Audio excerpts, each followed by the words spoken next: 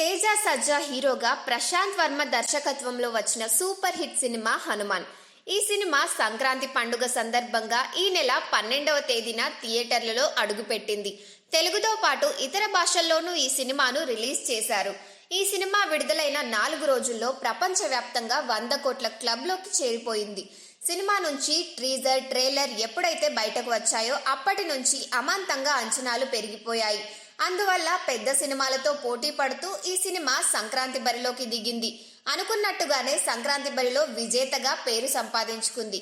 కథ నేపథ్యంలో హనుమంతుడిని చూపిస్తూ పిల్లల నుంచి పెద్దల వరకు వినోదాన్ని పంచడంలో దర్శకుడు సక్సెస్ అయ్యాడు. హీరో పాత్రను, విలన్ రోల్ను డిజైన్ చేసిన తీరు కొత్తగా ఉండడం, గ్రామీణ నేపథ్యంలో నడిచే కథలోని సహజత్వం ఈ సినిమాకి ప్రధానమైన బలంగా నిలిచాయి. ఫోటోగ్రఫీ, విఎఫ్ఎక్స్, నేపథ్య సంగీతం ఈ సినిమా ఈ స్థాయిలో కనెక్ట్ కావడానికి కారణమయ్యాయనే అభిప్రాయాలు వినిపిస్తున్నాయి. ఇప్పటికే 100 కోట్లు కొల్లగొట్టిన ఈ సినిమా చివరి వరకు ఎంత వసూలు చేస్తుందో చూడాలి మరి.